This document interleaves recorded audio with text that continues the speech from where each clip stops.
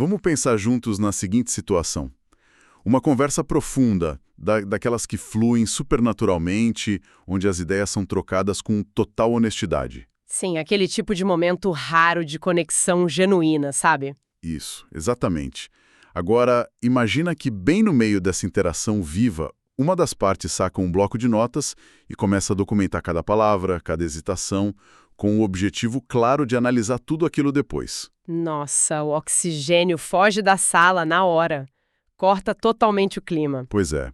O que era uma troca humana vira, sei lá, um laboratório de testes do nada. E a grande ironia da nossa exploração de hoje é que a própria disciplina que transformou esse tipo de estudo na sua marca registrada agora tem vozes implorando para que parem com isso. É uma ironia deliciosa e também um sinal de uma crise de identidade gigante na academia. Estamos falando de uma área inteira do conhecimento olhando para o espelho, não gostando do reflexo e questionando os alicerces de como a gente tenta entender o próprio ser humano. E é exatamente essa crise que a gente vai desbravar agora. Temos em mãos um manifesto super provocativo do renomado antropólogo Tim Ingold. E olha, o título do artigo dele já é um soco no estômago. Ele se chama Chega de Etnografia. A educação da atenção como propósito da antropologia. Um título ousado, para dizer o mínimo, né? Muito. E a nossa missão hoje é entender por que o Ingold está pedindo o fim do uso indiscriminado da palavra etnografia. Vamos desvendar a diferença entre simplesmente coletar dados sobre as pessoas e realmente corresponder com o mundo. E, claro, descobrir como isso muda a nossa própria forma de aprender no dia a dia. E o que o Ingold faz nesse texto passa bem longe de ser só um debate fechado entre professores universitários. Ele está diagnosticando um problema crônico que vazou dos muros da faculdade e contaminou o mercado, o governo, a sociedade inteira. Sim, a palavra virou uma verdadeira febre, né? Totalmente. Ele convida a gente a desconstruir um termo que, ironicamente, por ser tão usado em todos os lugares possíveis, acabou perdendo completamente o significado original. Certo. Então vamos desempacotar isso. Porque a trajetória dessa palavra é fascinante. Etnografia virou tipo um selo premium de autenticidade, sabe? Sabe quando a gente chama qualquer conversa levemente profunda num café de sessão de terapia? Ah, clássico. Só para dar aquele peso emocional. Há uma importância que nem existe ali. O mundo corporativo e o meio acadêmico fizeram a mesma coisa com o termo etnográfico. Hoje, se alguém vai na esquina com um questionário de múltipla escolha, já chama isso de pesquisa etnográfica. E o que é fascinante aqui é o nível de distanciamento das origens do termo. O Ingold aponta que etnografia virou um substituto chique, um termo mercadológico para qualquer pesquisa qualitativa, seja na sociologia, na educação, no marketing. Virou palavra-chave para vender projeto, né? Exatamente. Chegamos ao absurdo de ver projetos caríssimos, prometendo entrevistas etnográficas que depois são jogadas em softwares. O computador mastiga as palavras, os algoritmos procuram termos específicos e cospem resultados em gráficos de pizza. Nossa, é a instrumentalização total do encontro humano.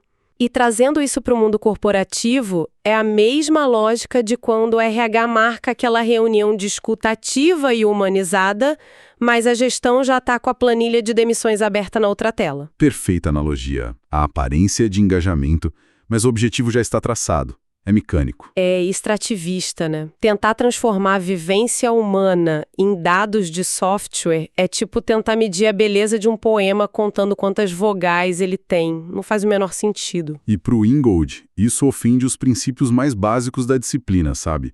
A atenção generosa, o engajamento longo. A gente precisa lembrar o que etnografia significa, literalmente. Significa escrever sobre os povos. Escrever depois que a coisa toda acontece, certo? Exato.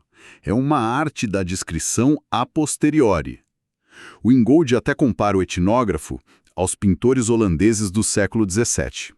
Eles olhavam para uma cena cotidiana e pintavam os detalhes na tela. O pesquisador faz isso com palavras. É uma arte linda. Então o problema não é a etnografia em si. Não, de jeito nenhum. O perigo mora nessa exigência positivista de transformar a complexidade humana em métricas pré-estabelecidas, sequestrando o termo para dar uma falsa aura de profundidade para uma simples coleta de dados. Certo, mas o artigo vai bem além dessa crítica ao mercado corporativo. Ele ataca a própria raiz da pesquisa de campo tradicional.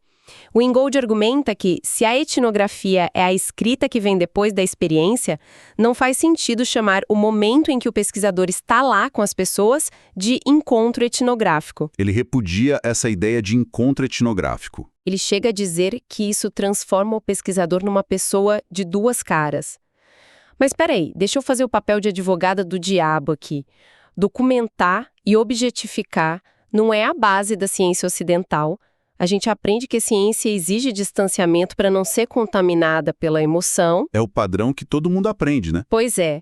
Se o pesquisador for a campo só para viver o momento sem focar em transformar aquilo em dados, ele não vira só um turista impressionável? Como é que o Ingold resolve isso sem jogar o rigor científico pela janela? Isso levanta uma questão super importante.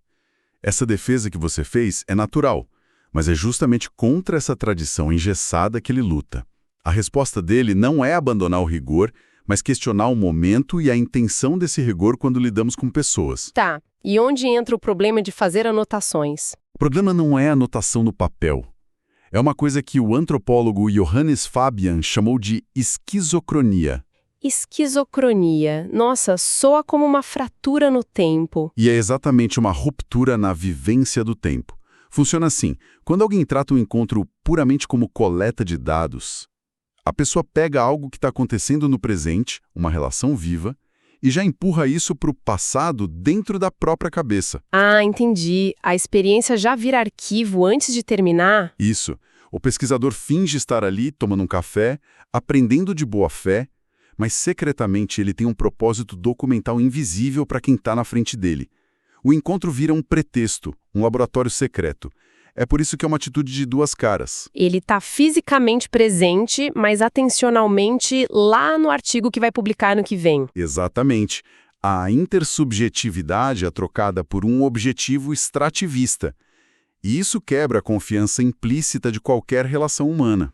Nossa, isso faz todo sentido. A imagem que me vem agora é a daquelas pessoas que vão a um show incrível, mas passam as 2 horas inteiras gravando com o celular. Só para provar que estavam lá. Sim, a pessoa está no espaço físico do show, mas a cabeça dela já está vivendo na repercussão daquele arquivo no dia seguinte. Ela simplesmente não vive o presente. E isso nos leva direto para aquele falso dilema acadêmico da observação participante. Ah, o debate clássico de que observar e participar seriam coisas excludentes. Pois é, tem até o exemplo famoso do Michael Jackson, o antropólogo, claro, não o cantor. Ele diz que é impossível nadar na correnteza de um rio e ficar na margem seca observando a água ao mesmo tempo.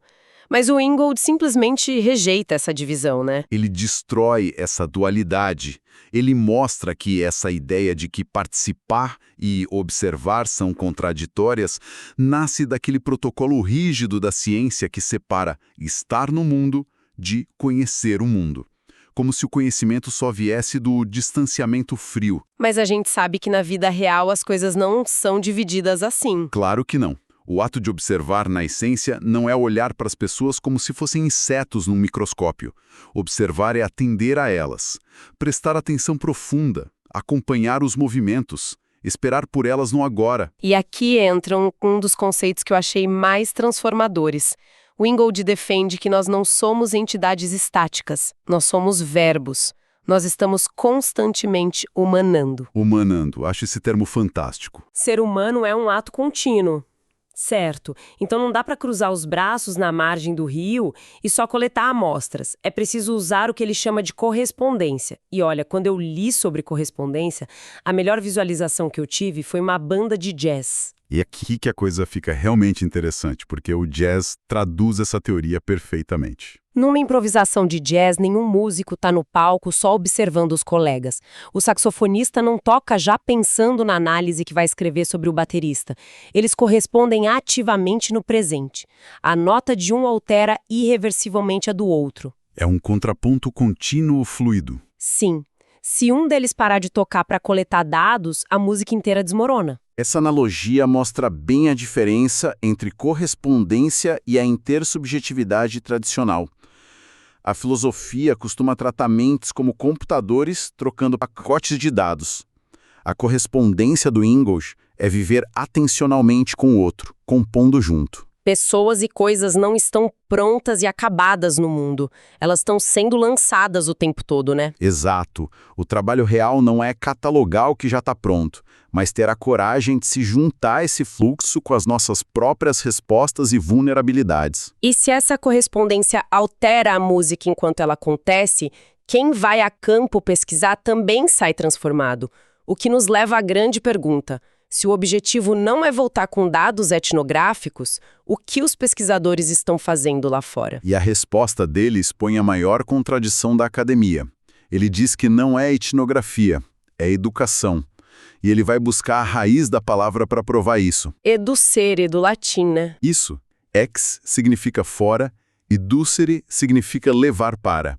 Educação não é enfiar conhecimento goela abaixo numa sala fechada. É levar os novatos para fora e expor essas pessoas ao mundo. A função da educação é provocar um deslocamento. É deixar o mundo mudar quem a gente é.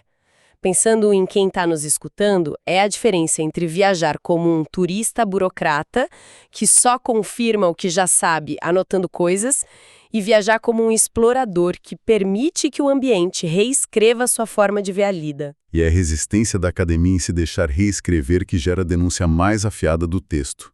O Ingold aponta uma distinção que ele chama de perniciosa. Que é a verdadeira hipocrisia, né? Total. Pensa bem, quando os pesquisadores aprendem algo com povos indígenas ou moradores locais, eles chamam isso de dados etnográficos. O local é tratado como um informante passivo. Mas quando debatem com colegas doutores no simpósio, chamam de colaboração intelectual. Nossa, é um sistema de castas do conhecimento, né? Conhecimento devia ser conhecimento em qualquer lugar, mas eles isolam o outro e tratam como uma mina de dados brutos. E por que isso importa para quem não está nem aí para simpósios universitários? Porque as consequências disso afetam toda a nossa sociedade. Ao se afastar do presente para só descrever o passado, a antropologia e as ciências sociais perderam a sua voz pública e o impacto no mundo real. O Ingold usa uma metáfora triste, mas brilhante, de que a teoria etnográfica virou um museu. É a imagem perfeita de um museu do exótico. Os antropólogos agem como connoisseurs de arte elitistas.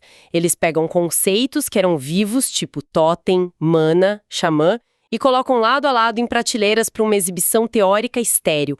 Estão colecionando borboletas mortas em vez de interagir com o ecossistema vivo. E para reverter essa esterilidade, ele traz aquela metáfora geométrica genial da hipérbole contra a elipse. Sim, eu queria muito que você explicasse isso. Como funciona visualmente? Vamos lá. O modelo atual é como uma hipérbole. Imagine dois arcos curvos, completamente de costas um para o outro na escuridão. Certo, de costas. Um arco é a etnografia, que só olha para trás documentando o passado. O outro é a teoria, trancada no escritório, imaginando coisas abstratas sem pisar na terra. O Ingold propõe que a gente force esses arcos a girarem até se encararem, formando uma elipse fechada e superiluminada. Tá, entendi a geometria da coisa. Mas na lama da vida real, o que seria essa antropologia elíptica? Significa que o pesquisador não vai numa comunidade ameaçada por enchentes só para extrair dados sobre a dor das pessoas e publicar um artigo. Na forma de elipse, ele senta no chão com a comunidade e usa a teoria como motor criativo. Ele corresponde com as pessoas no agora, né? Isso. Trabalha ombro a ombro com a sabedoria local para coimaginar futuros e buscar soluções urgentes. O campo não é dividido da imaginação. Nossa, e essa falta de elipse explica muito do que a gente vê hoje na política e na sociedade. A ciência recuou para os escritórios. E como não existe vácuo na natureza, quem preencheu o silêncio público? Os populistas e os fundamentalistas. Exatamente. Pessoas treinadas em oferecer respostas fáceis e perigosas, porque a ciência se escondeu atrás da coleta de dados. Então, o que tudo isso significa no final das contas? Para amarrar tudo que a gente explorou, o recado não é jogar a etnografia fora. Ela tem o lugar dela como arte da descrição. Mas o cerne é parar de tratar humanos como dados processáveis. É abraçar a correspondência radical. Permitir ser educado pelas interações. Lembrar sempre que nós estamos humanando. Isso não fica preso na universidade. Para todos nós que estamos aqui refletindo, existe um risco enorme de agirmos como etnógrafos amadores nas nossas próprias vidas.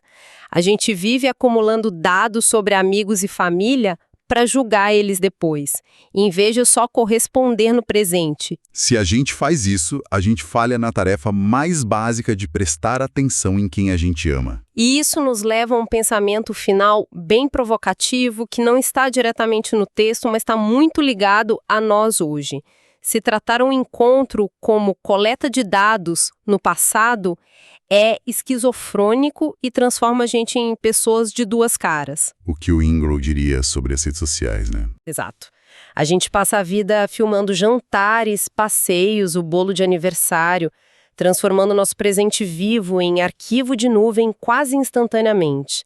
Será que nessa ansiedade de sermos etnógrafos da nossa própria vida digital, a gente esqueceu completamente de simplesmente viver e corresponder ao mundo enquanto ele acontece? Fica aí essa provocação para a gente pensar. Muito obrigada pela companhia e até nossa próxima exploração.